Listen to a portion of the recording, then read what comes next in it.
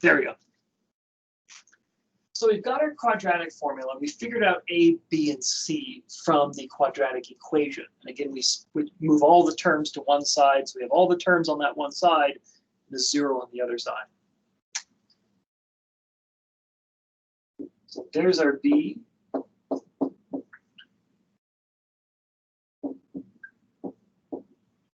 It's B squared, 4. There's A. There's C.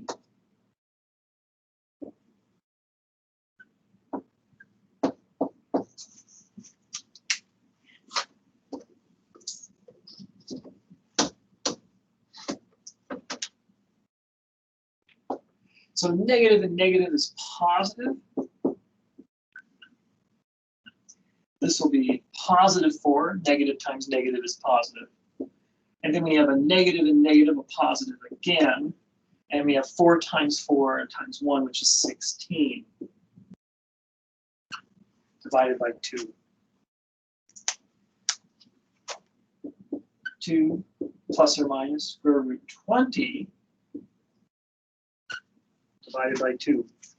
And depending on what they want, I mean, this is mathematically correct. You could turn these into decimals if you want to. I'm going to simplify this out. Let me take a look. There are some problems where they have you do that. So let me show you how that works.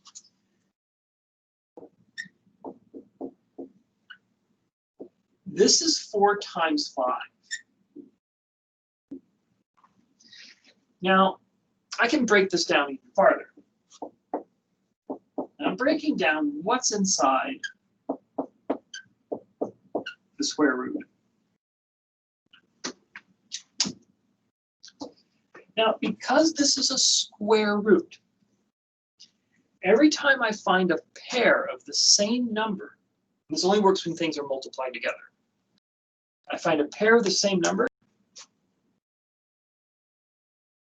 that number, the pair will disappear, and then the number itself pops out. You can think of it like that. So if you take something like 20, break it down into a product of prime numbers, every pair will convert into a single number on the outside. Now we break it up.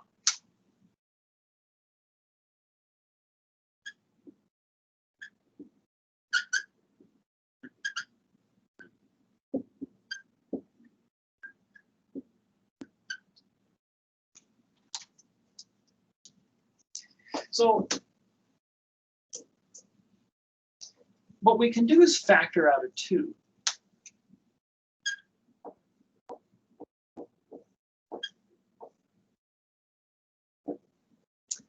And if you want to check this, if you distributed this 2, you get 2 plus 2 times square root 5. Factor out a 2 on this other side.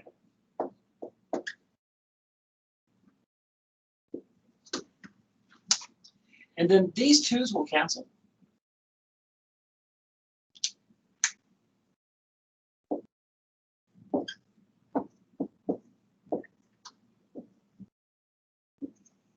And those are going to be your 2 answers.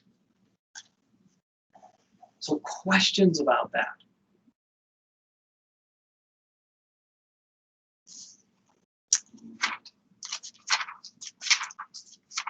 So we're going to go into chapter 10.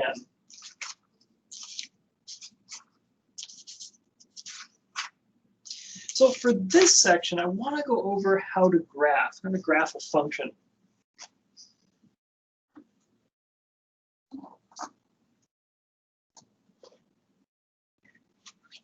So this is 10.1.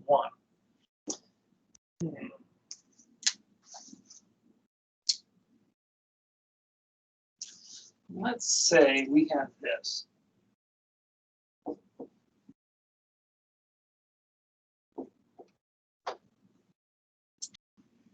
Now, what this means is absolute value. So whatever's on the inside here, once we've converted it into a number, and only after we've made it into a number, then we take the absolute value. For our purposes, absolute value makes everything positive. So if it's positive, it stays that way. If it's negative, it'll become positive.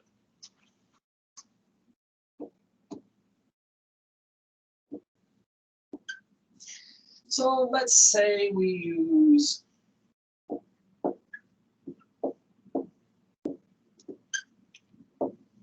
this to squeeze things in here. So we're going to replace x with -2 in this case. -2 minus 3. Well, -2 subtract 3 is -5.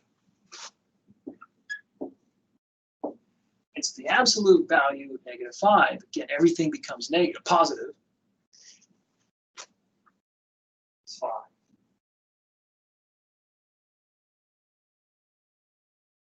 In fact, you may have to do this vertically. I apologize.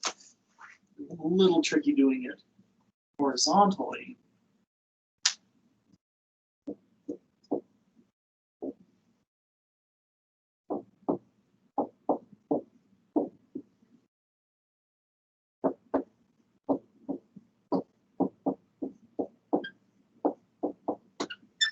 So we're going to get something like that. Now, x is -1.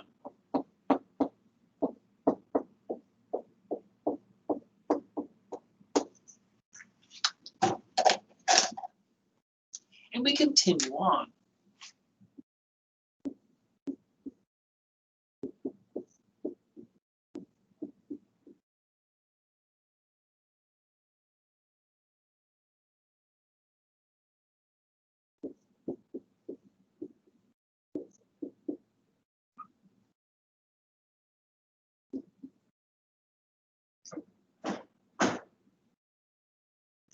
Just make sure, okay.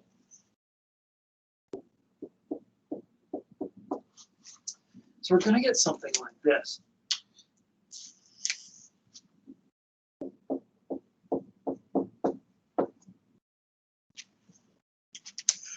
Questions about that?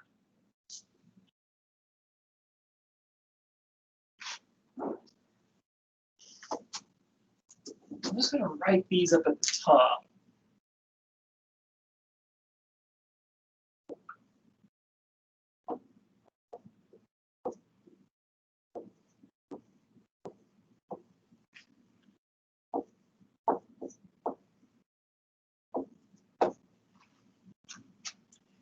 Let me go a little farther, and I'll show you why. Let's say we have 3. We'll get 3 minus 3, which is absolute value of 0, which is 0. And let me do one more.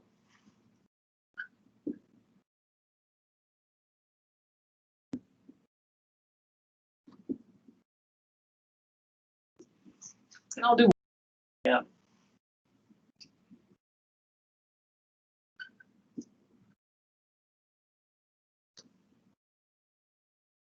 There we go.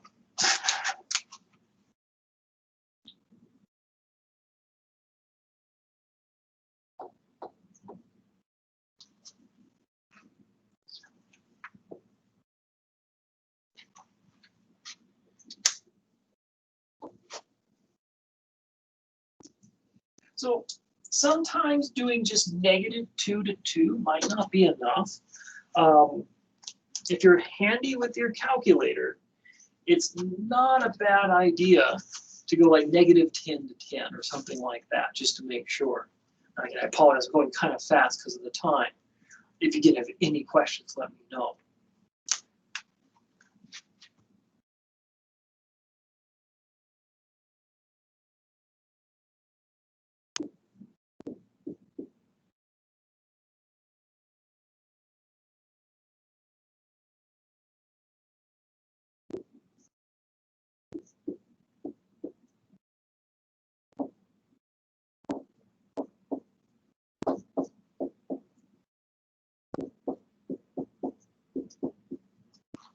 So this is the x-axis.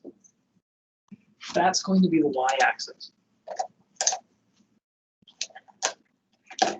So to plot these points, when we have an x value of, say, -2, Imagine a vertical line passing through -2. So x values are values along the x-axis, and we intersect them with vertical lines. Y values along the y-axis, we intersect those using horizontal lines. So for x is -2, the vertical line, x is -2. And then y is 5. Again, we always have a horizontal line for y. There's y is 5. Where they intersect, that's the point. -2, 5. We put a comma between the -2 and the 5. It's what we call an ordered pair. Now we have -1 and 4. So there'd be a vertical line at -1, horizontal line at 4. So where those would intersect would be right around here. They're horizontal and vertical that intersect right about there. For 0, so x is 0 is just right here between the x is -1 and the x is 1. X is 0 is just the y-axis. So there's x is 0, there's y is 3. So that would intersect right about there. And then, let's see here, x is 1, y is 2. So these are going to intersect right there. Let's see, x is 2, y is 1. So this will intersect right about there. X is 3. And here's y is 0. 1, -1. The y-axis, that's 0. And again, y-axis, horizontal lines. So it's going to be like this. Here's your x, always vertical lines. So here, okay, it's going to be right there. And the reason I put on these extra points is that I want to show you that, because absolute value, it's going to have a shape like this. Now, if there's a minus sign in front of the absolute value, it will flip it. But if there's no minus sign in front of the absolute value, you're going to get a shape like that. So for 4, there's x is 4, y is 1. Then for x is 5, y is 2. So they're going to intersect right about there. And then we connect the dots from left to right.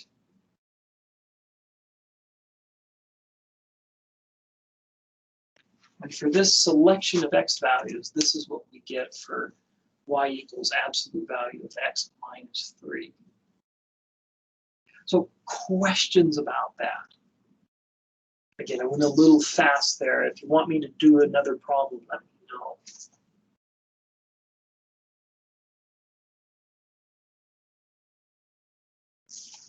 All right, I'll move on.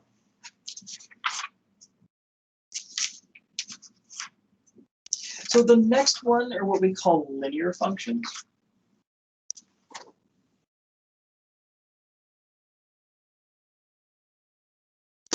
So this is 10.2.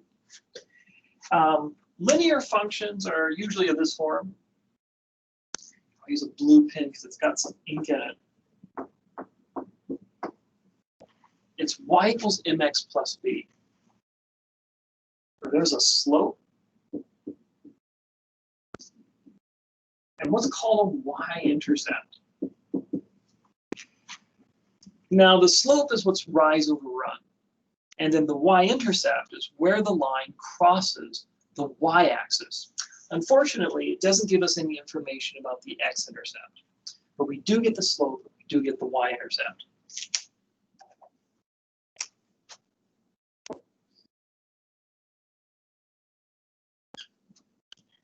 So we basically have a line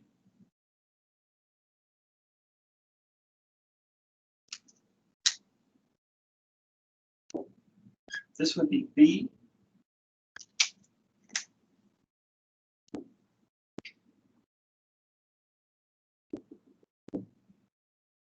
And our slope, we have our rise, we have our run. The slope is rise divided by run. So let's take a look at how to calculate slope and intercepts. So first off, we need 2 points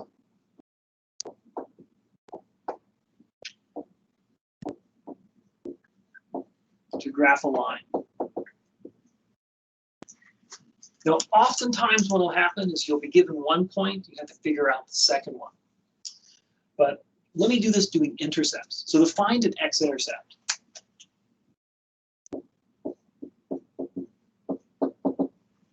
we let y equals 0.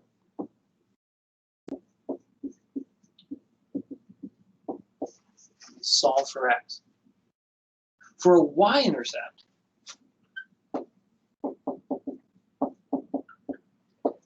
x equals 0.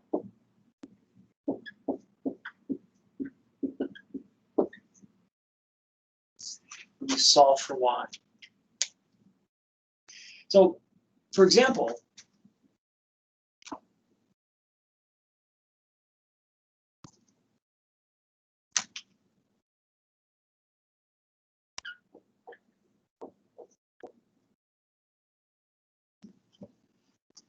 so y equals 3x plus 6.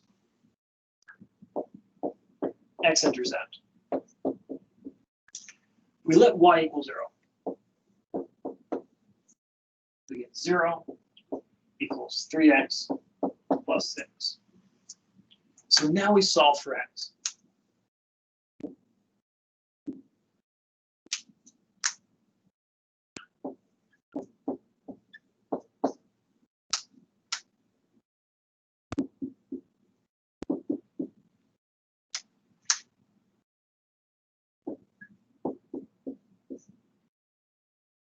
So that gives us x. So the x-intercept, and again, we list the x number first, the y number second. -2, and we chose y to be 0. So -2, 0. That's the x-intercept.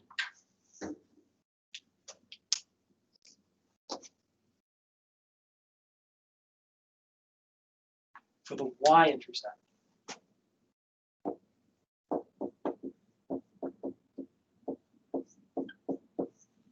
for this, we're going to let x equal 0.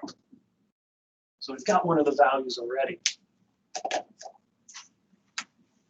So we get y is 3 times 0 plus 6. Y equals 0 plus 6 over y equals 6. So that means we have, again, the x number first, y number second.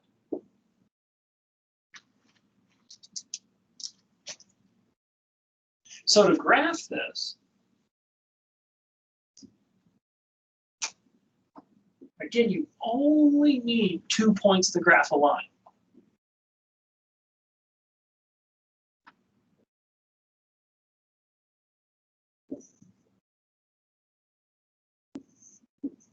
So there's -2, 0. This would be 0, 6. With these 2 points, make your line.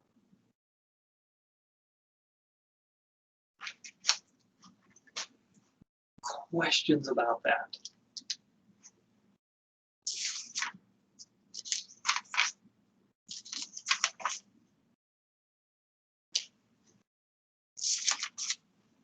So just something to note for this example.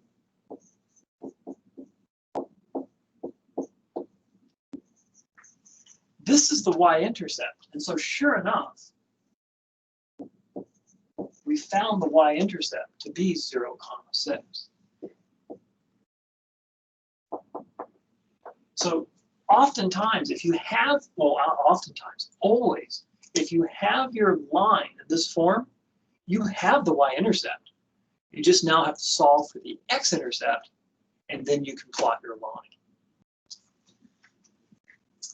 Now, let's say we're going to graph it using slope.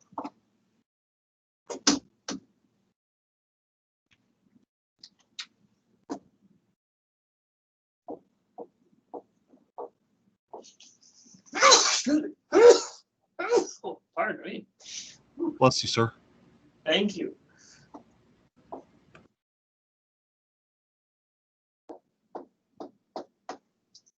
So let's say you're going to graph something like this. Now you could use intercepts. That's perfectly fine. You could do another thing though.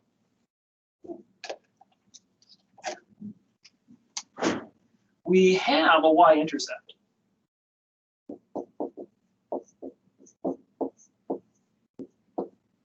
And again, that's where that one's coming from. So we need to get a second point. So for the second point,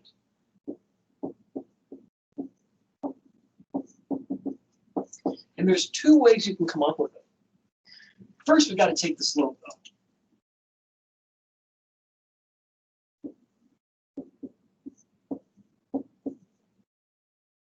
Negative 2/3. When we have a negative, we want to put that on that top number. And so this will be our rise. And that's going to be our run. Not wrong. So what this means, when we do the run, it's from left to right.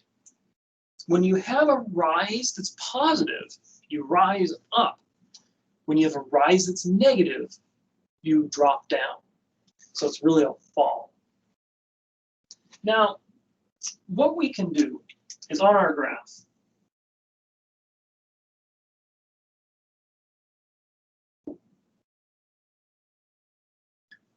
that's our y-intercept.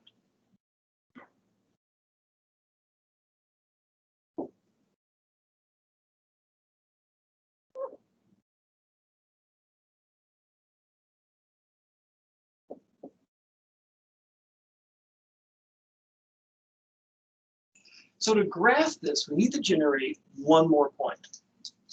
So it says we run 3. So starting here,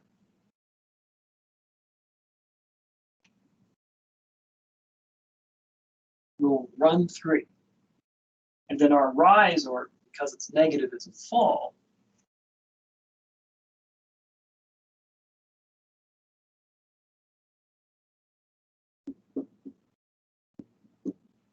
We'll drop down 2 to get that point. And now we connect these points. And that gives us our line. Questions about that? Now, a non-visual way of doing this. For the second point, the x will be, you take the y-intercept,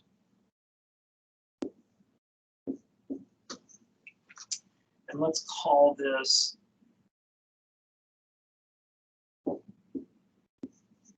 x1, y1. x2 will be x1 plus the run, or 0 plus 3, or x2 will be 3. And then y2 is y1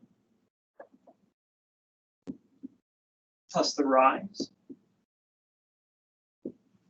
or in this case, 1 plus -2, that comes out to -1.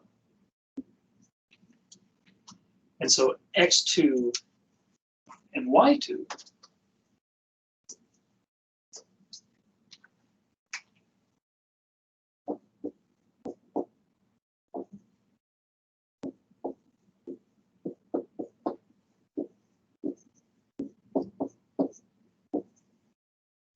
that would give you the second point.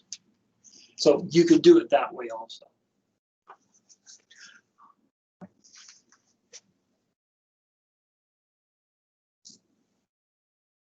So for calculating slope,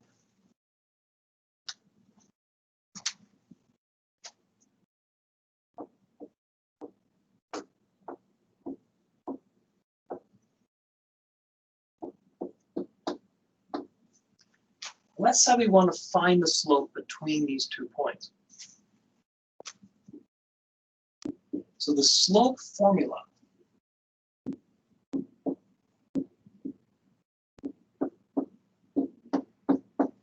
is going to be that. So what I recommend doing is label your points like so. And that way it keeps you from mixing anything up. So -6 minus 3 over 4 minus 1. So we get -9 over 3 or -3. That's how we can calculate the slope. Last thing I want to show you.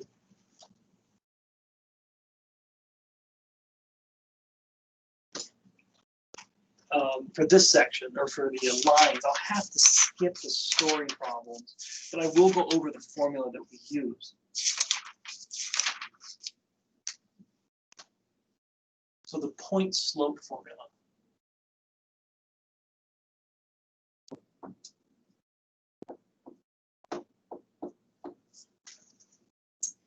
I'm going to go over what I think is the more difficult situation, is when you're asked to find the equation of a line between 2 points. So let's see here. Get a good pair of points.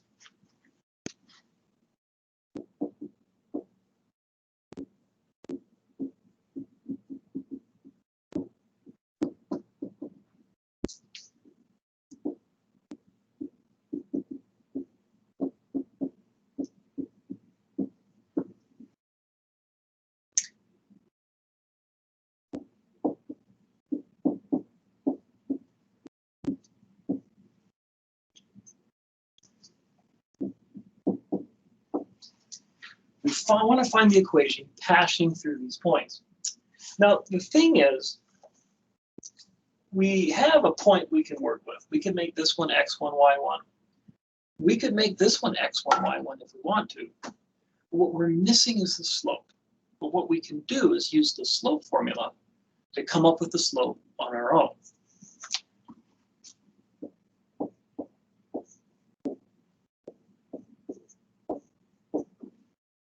So again, I'm going to label things x1, y1, and x2, y2.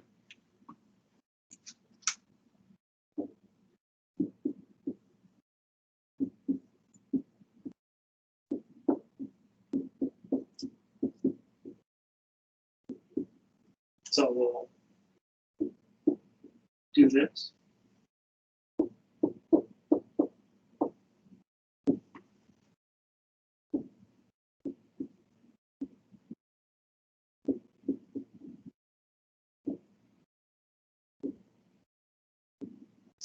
And we'll just get 1. So our slope's just going to be 1. So now we go back to the formula. And I could use either this point or this point, totally fine. But I'm going to go with just x1, y1 because it's already there. And just so if I'm stressing out on the test, I don't get confused. So keeping in mind that my slope is 1. So y1 is -3 equals m, which was 1, times x minus x1. Double negative is a positive. 1 times this doesn't change anything. So we get double negative is a positive, x plus 2. And then usually what we do is we solve for y.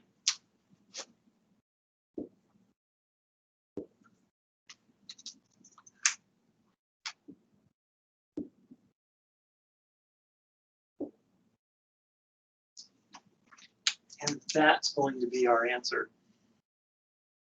So questions about that? Let me see.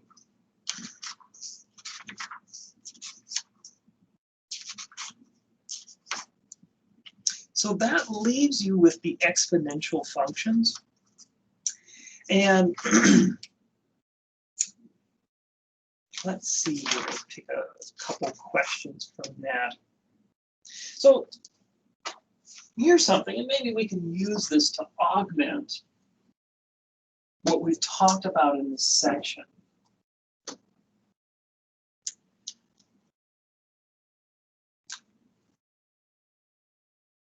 Let's say we have this.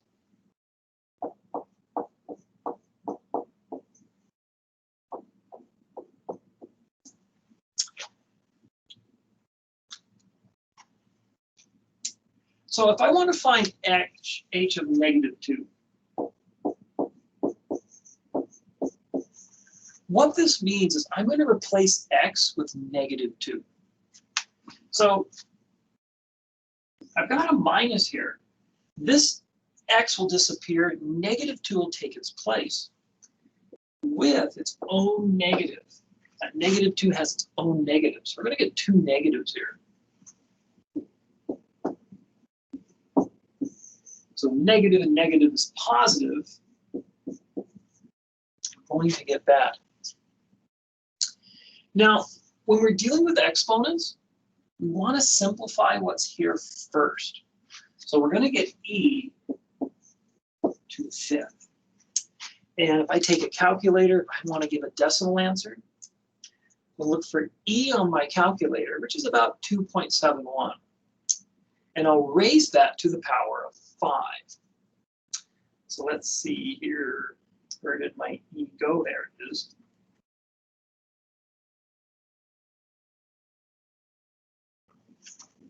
So it comes out to approximately, and I'm going to round to the thousands place.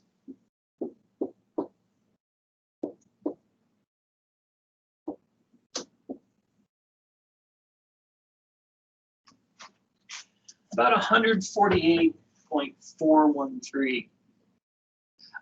The thing you want to be careful on this test, and this is like the last test, but be careful when you round. There are some questions, if you make the questions sort of vague or not quite clear, that I can sometimes give you a point or partial credit if it seems a little unfair. If the question for some reason seems like it was unfair, or you answered the question and it wasn't clear about what it was talking about, like you're off by like a little bit because of something the question said. But one thing that I can't do anything if you round wrong. So if you do everything right, but you don't round to the hundredths, instead you round it to the thousandths, I can't fix that one. That one's got to stay. So keep that in mind. So another one I want to show you.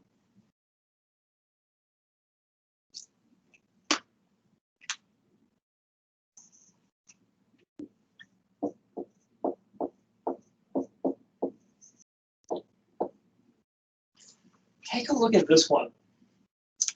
Let's say we're going to compute, f of 3/4.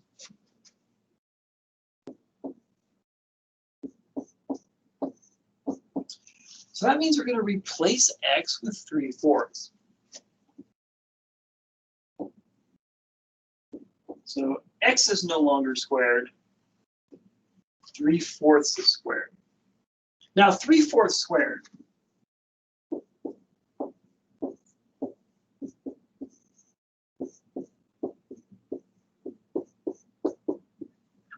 Multiply across, you get 9/16. So what this is going to be, 2 to the 9/16. So what you could do in your calculator, take 2, raise it to the power of 9. You might want to put this in parentheses. 9 divided by 16, close parentheses. And again, rounding to the thousandths place. So with my calculator, I did this. Mine does this caret, parenthesis, 9 divided by 16. That's how I enter it in my calculator. Now, if I do that, round it to the thousandths.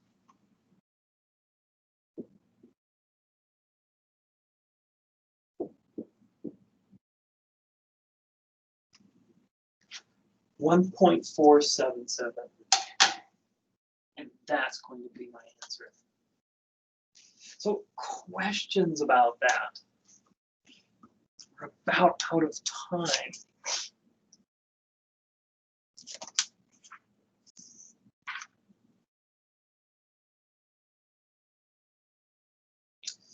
So I'll do one more. Let me do this.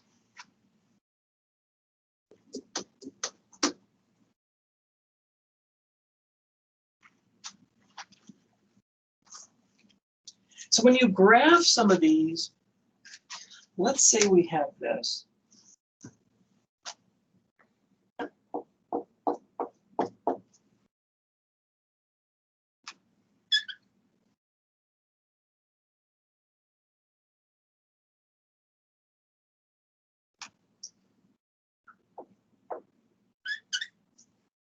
Two to the x over 2.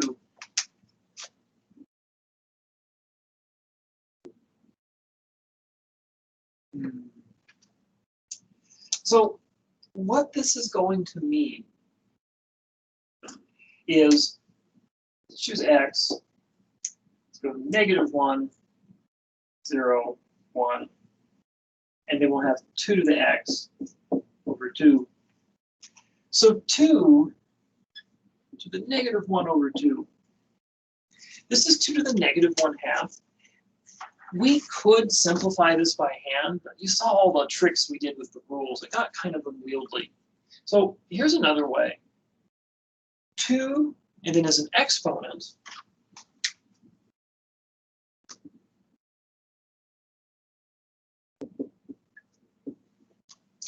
put this into the calculator.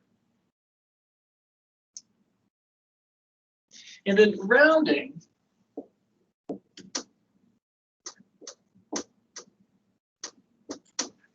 well, 0.707. Same thing here. Oh, this is just 0 over 2. Now this comes out to be 2 to the 0.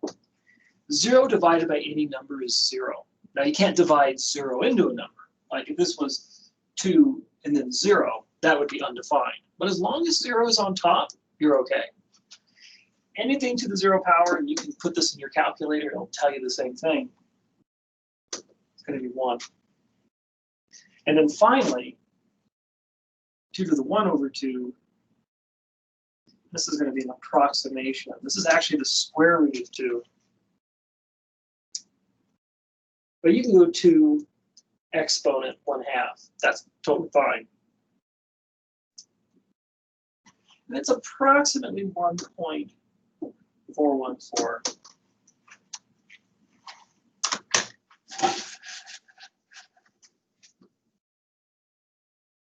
So I'll graph this real quick, because I know it's getting late.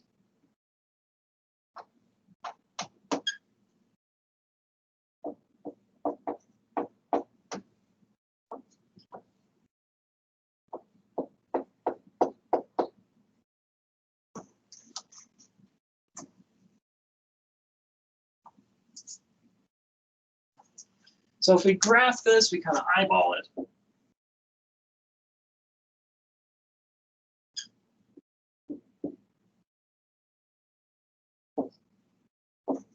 So there's 0.5, 1.5. So if we eyeball this, -1 and 0.7, well, here's 0, here's 1, here's 0.5. 0.7 is about right here. So that put us right about there. When we're at 0, we've got 1. And then at 1, we have 1.4. So here's 1.5. 1.4 is maybe down here.